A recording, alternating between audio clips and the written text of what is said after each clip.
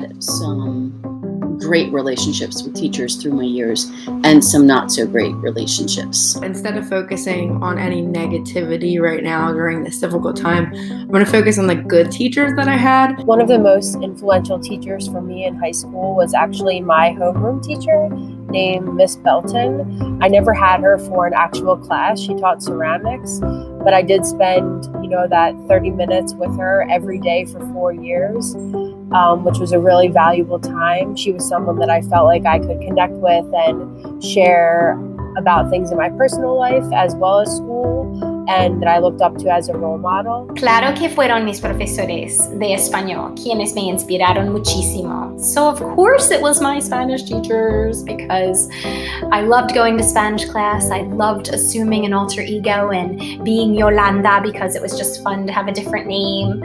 I always felt safe in that classroom. Like we could speak as much Spanish even if it made no sense, but they loved hearing Spanish, and I try to encourage that in my room now. Mrs. Sue Tiernan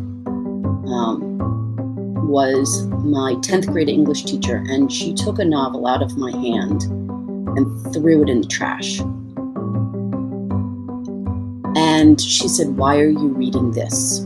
And then she used an expletive, which shocked me because she used an expletive. And she put a different book in my hand and said, "Read this instead." And while I used to love to read, she opened my mind. The strongest relationships that I had in school were with my phys ed teachers and my coaches, which is probably no surprise why I got into the field that I did. The relationships that I had with them were just more so them helping me navigate life, being a mentor, offering guidance, holding me accountable, listening to me if I had some problems, helping me work through challenges, whether it was learning a new skill or, losing a game or just kind of navigating life's up and downs.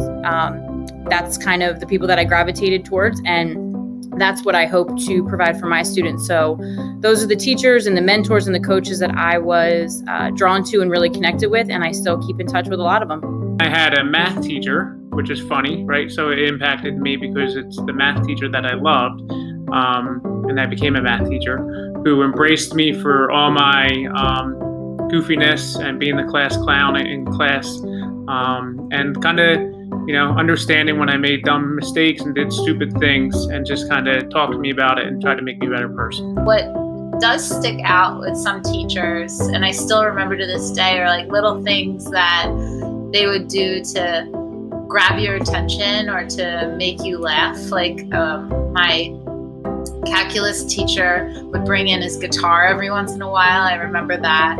My physics teacher would, if you did something really great, he would always go and be like, "Wow." I graduated from Sun Valley High School.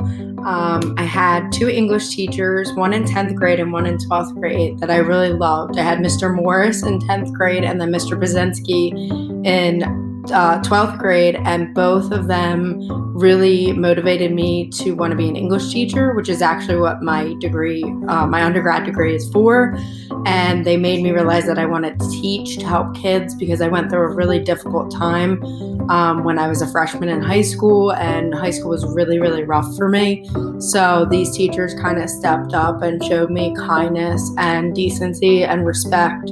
And that's all I could really ask for when I didn't really want to be in school, and I struggled through school for a little while until I finally got it together. And I had teachers that cared about me enough to make me feel like I was worth something.